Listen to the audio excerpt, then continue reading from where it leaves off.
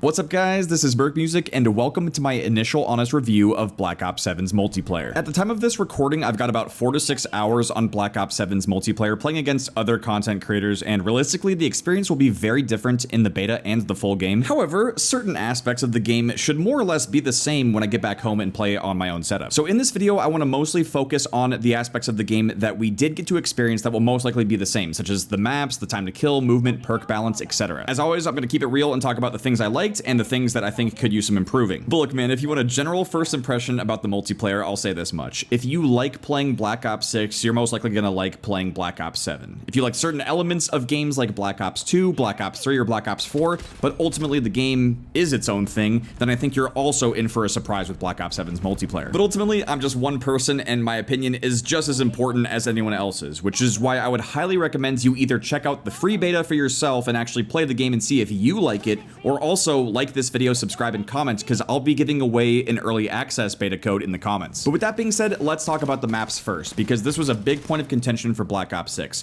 A lot of people didn't really vibe with the maps. A lot of people said the map layout, or especially the size of the maps, was just generally too small. And at least for what I've played so far in Black Ops 7, which really isn't a ton of maps. I mean, honestly, I think I played roughly 4 or 5 different maps, and the one I played the most actually was the smallest map available, which was called Blackheart. And that map was actually probably the most fun to play. We only got to play TDM on it, but it was a smaller map, and it was a lot of fun. It had some really unique wall jump bounce spots, as well as some dynamic elements, like there were some moving platforms as well, and I feel like it was one of the most fun maps to play. However, if you're someone that's looking more for medium-sized maps, I feel like maps like The Forge as well as Toshin especially, those were 2 other maps I got to play quite a bit, and those really felt like some actual good, fun Treyarch 3-lane map designs that, again, had those dynamic map elements and some unique things. Like in Toshin, you could wall jump onto like this little ledge that also would lead into kind of like a pipe or tunnel system. I don't know, my brain's fried, so I'm sorry if I'm explaining this horribly, but what I'm trying to say is that in terms of gameplay and map flow, these maps are significantly better than Black Ops 6's right off rip, which is definitely some exciting news early on, but again,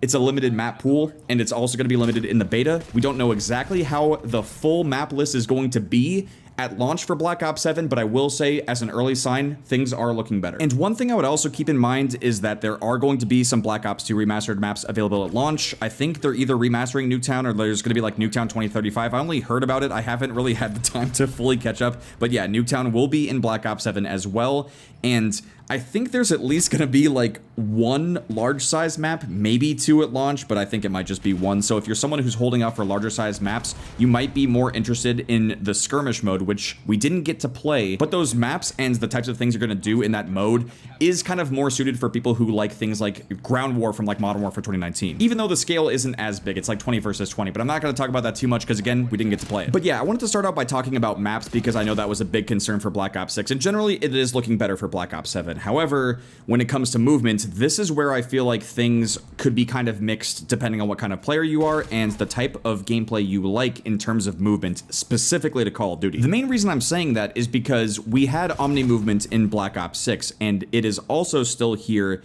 in Black Ops 7. And from what I played, again, there's some different things that can affect movement. You know, this game actually has lightweight as a perk, so you can get faster movement speed by using that. You can also tweak your attachments to increase movement speed as well as sprint speed. So it's kind of hard to tell if the general base movement of Black Ops 7 was toned back from Black Ops 6. Maybe it was, but honestly, based off of the builds that me and a lot of other people made, the game probably overall felt very similar to Black Ops 6, if not the same. And again, even though we're playing against other creators who, you know, are kind of in that habit of spamming slides from Black Ops 6, it was very apparent that slide spamming is probably still going to be an issue for Black Ops 7. It will most likely be the default way that a lot of people move around the map, as well as peek corners and also just approach gunfights. Slide spamming was very much an issue in Black Ops 6. It could be very easily spammed and it could get very annoying. And if you didn't like that in Black Ops 6, you're probably not going to like it in Black Ops 7 either, unless it gets toned back. That's just the honest, hard truth right there.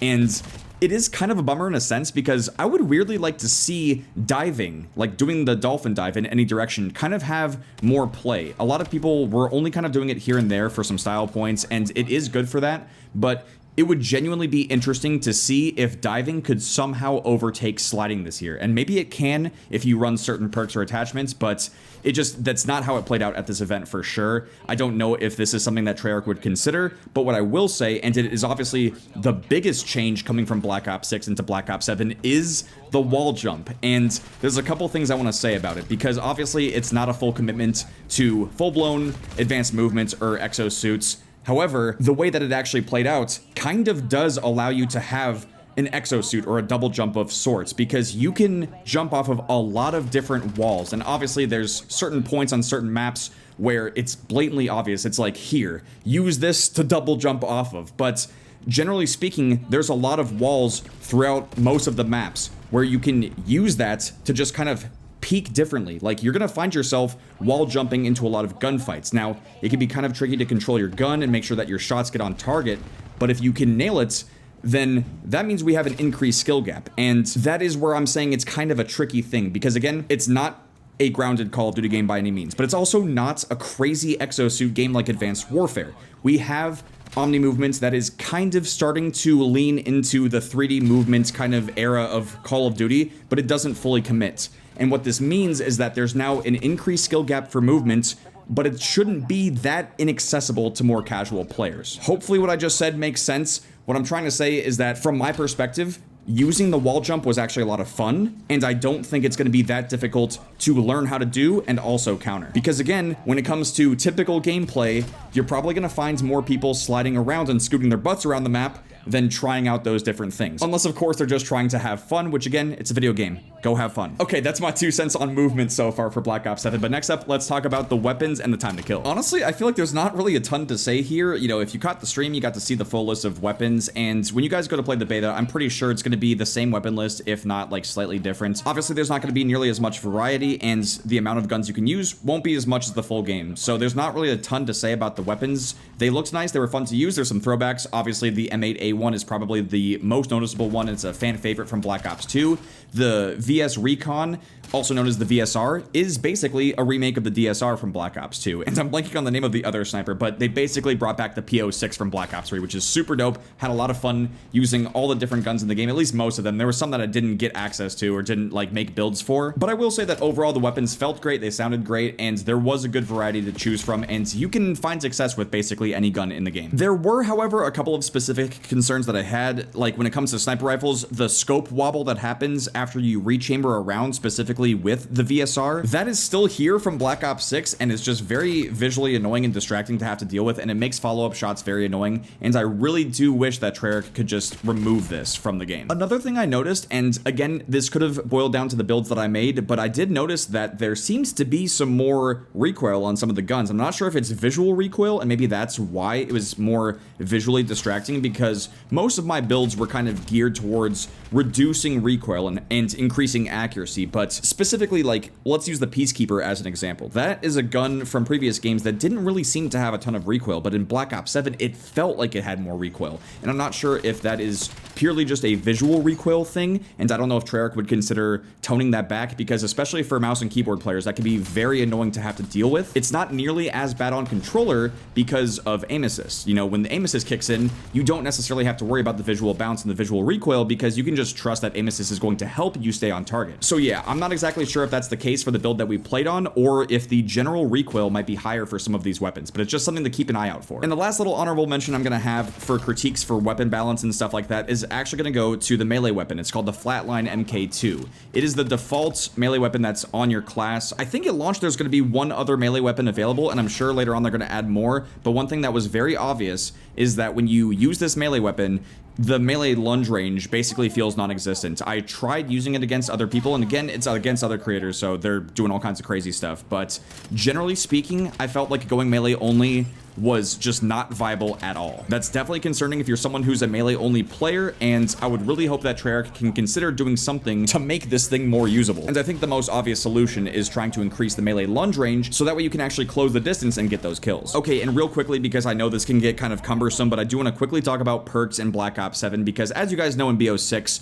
we had red, green, and blue tier perks, and if you ran 3 of the same color, you would get a perk specialty bonus. That is coming back in Black Ops 7, but there are also hybrid combat specialties where you can mix and match certain colors of the perks and get some different bonuses. And I'll just say this much. We definitely did not have enough hands-on time to really kind of test this out and see how far you can push it. Like, for example, what if you run the perk greed wild card and then start stacking a bunch of different perks, and then you could potentially have multiple specialty bonuses or something. I'm not sure if that is the case, and if it is, that could lead to some insane possibilities and potential for like Black Ops 7 Mythbusters, as well as just seeing how it could affect the overall gameplay of the game, but we don't know that for sure quite yet. But yeah, the only other thing I have to say is that most of the perks are just from Black Ops 6. There are some new ones, but I don't really have a ton to say about perks and perk balance right now because again, it's just too early. Another topic that I do want to quickly talk about, even though it is something that's brand new to Black Ops 7 and it actually is really cool, is the new overclock system. Essentially, for field upgrades as well as tacticals, lethals, and score streaks,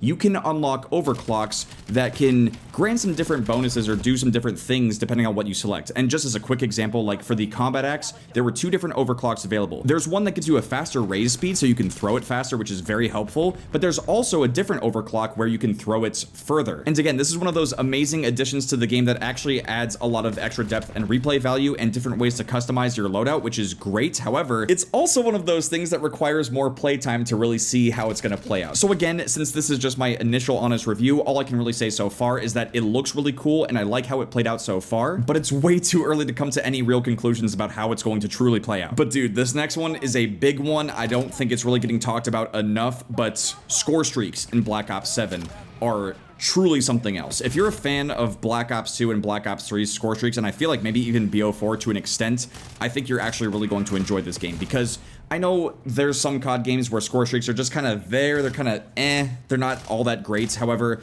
this is what truly separates Black Ops 7 from some of the more recent Call of Duty games, because for what we were able to play and experience, there's not nearly as many score streaks as what's planned for launch. There's going to be more available at launch, and they're adding even more in the post-launch seasons. But this is one of those Call of Duty games that has strong score streaks, which means when you finally earn a high-tier score streak, it's basically a guarantee that that score streak is gonna people up. Black Ops 7 essentially has the return of wraps from Black Ops 3. I don't feel like it's necessarily as cool or unique because in BO3, people would call it the meatballs. You know, they would drop in and the meatballs would roll around and kill people and stuff and just like explode into them. That was really cool. In Black Ops 7, it's essentially like an army of RCXDs that kind of just drive around and blow up. It's not necessarily as cool in my opinion. However, it is a very deadly score streak. And Black Ops 7 also has the return of the VTOL. And when people called that thing in, it was devastating. And at the event, I felt like I was the only person who had a launcher on the class to switch to try to take it out, but it is what it is. But yeah, just from my initial impressions of the score streaks in Black Ops 7, there's definitely going to be a lot. They're going to be very powerful. And with the overclock system as well, there were situations with things like the UAV and counter UAV where one of the overclocks allows you to earn them faster, which in my opinion is very welcome, because back in the day, like the good old days of Call of Duty, you only needed like 3 kills to earn a UAV. And in certain modes, if you're running the right perks and the right overclocks, you can get a UAV in about 2 or 3 kills. So yeah, if you're someone who really enjoys and looks forward to earning kill streaks and score streaks in Call of Duty games, this is actually one of the more surprising high points for Black Ops 7 so far. Especially because there is a brand new score streak to Black Ops 7 called the Grave Mark. Now in fairness, this is actually a callback to the Storm PSR sniper rifle from the Black Ops 2 campaign. Not a lot of people really remember that from Black Ops 2, but in essence, it was this crazy powerful sniper rifle where the scope would actually allow you to see enemies through walls and you could shoot them through walls. And Treyarch has essentially put that into Black Ops 7 as a score streak, which is nuts. And by the way, I hit the world's first sniper triple collateral at COD NEXT. Check it out. We have 2 shots left. Triple! Oh my god, we hit a triple! Yo! Now, I'm sure some of you guys watching are thinking, okay, that thing is complete BS. It's gonna be so unfair. Why would I want to get killed by something like this in the game? Why does it even exist? And Treyarch did think about that, and when someone is actually looking at you through a wall with this sniper rifle, there's an audio cue that plays. And once you've played the game enough and you realize this, you're going to be like, hey, maybe I should pop active camo. Maybe I won't show up. There's, I think, a perk you can run, potentially cold-blooded, that will actually just hide you from it entirely. But if you do get that sound cue, it would make a lot of sense to start, you know, like trying to jump off of walls or spam slides or something. Do anything you can to possibly dodge the shot, because I'll say this much. I missed like 4 or 5 shots with this thing before I actually ended up hitting the triple. And I know a lot of other people were also struggling struggling to use this thing at times. They ultimately balance this out by making sure that the ADS is overall kind of slow, and you also have to charge the shot up. So just keep that in mind. But yeah, lastly, before we talk about some more concerns with Black Ops 7, I do want to touch on the UI, the HUD, and the aesthetics of the game, because this is where I feel like things are kind of underrated. It really does feel like Treyarch actually put a lot of effort and initiative into trying to make this look like a new game. Because look, man, even though the new Modern Warfare 3's multiplayer ended up being really good and it had solid post-launch content,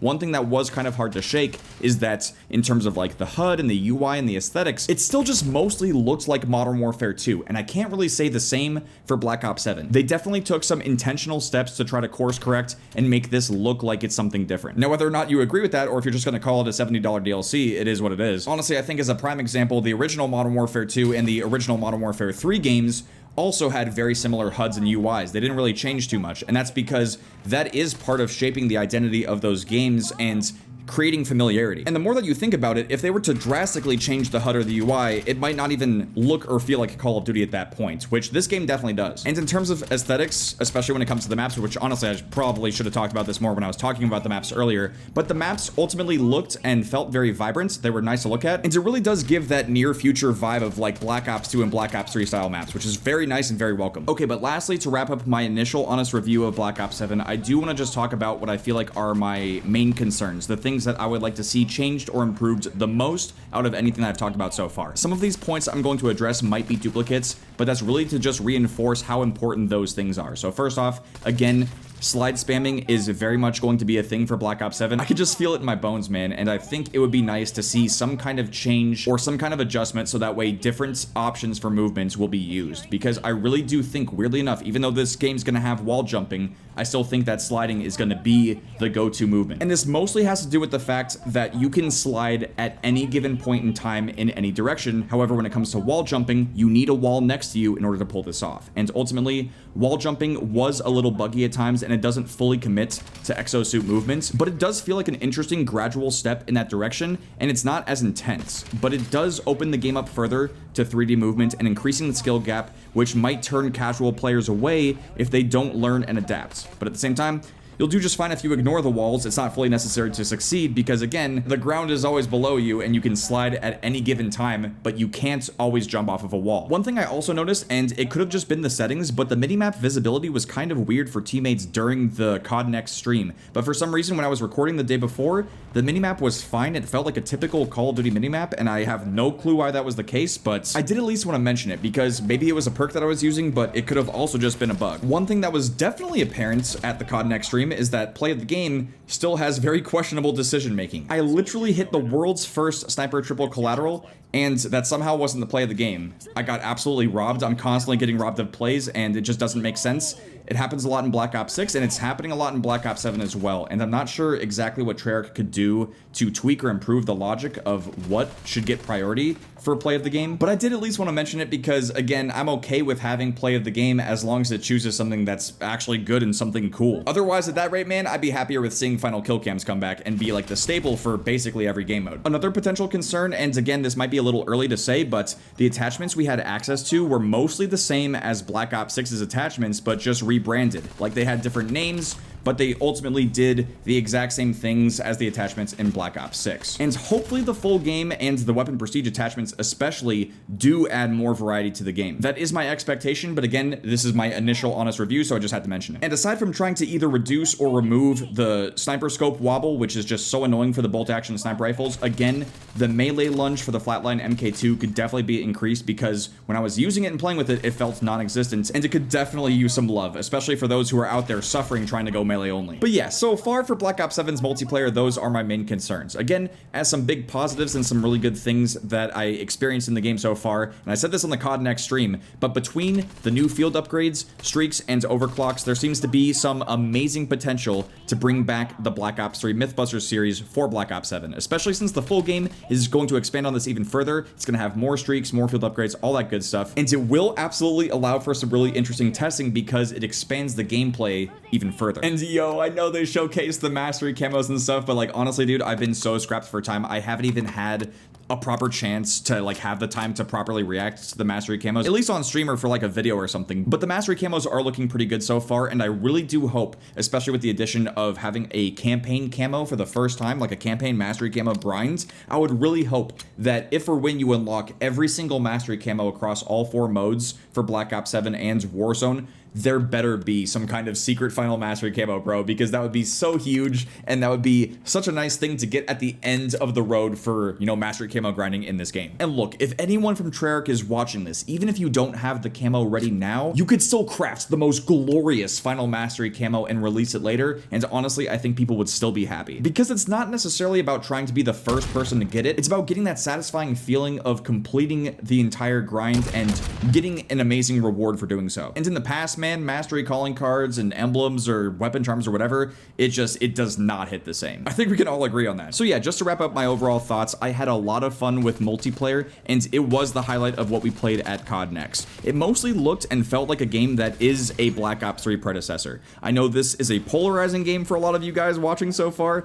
but like I've said before, keep in mind that games like Advanced Warfare, Black Ops 3, and Infinite Warfare were heavily criticized back then, but in hindsight, a lot of people miss the COD games like that, even though they went in a goofier and more extreme direction in terms of gameplay and skins. And going forward with Black Ops 7, it's abundantly obvious that Treyarch is pulling a Modern Warfare 3 with this game. It sounds like they have an insane post-launch content strategy, and I know a ton of people missed out on Modern Warfare 3's multiplayer because they regarded it as a $70 DLC. And look, if that's how you feel about Black Ops 7, it is what it is. I'm not here to change your minds. I'm here to let you know what they have planned so you don't come back 6 or 7 months later telling me how awesome the post-launch content looks for Black Ops 7 and how you missed out. Because I know for a fact that happens with a lot of people with Modern Warfare 3. But like I said, I'm not here to change your minds. I'm here to share my honest thoughts and opinions of what I played so far. I will get a much better idea of what Black Ops 7 is truly like when the beta kicks off, and you will as well if you're planning to check it out too. But in the meantime, I have one more special surprise for the OGs who have been watching since the Black Ops 3 days. I don't need a dime, bitch, I'm still at heart.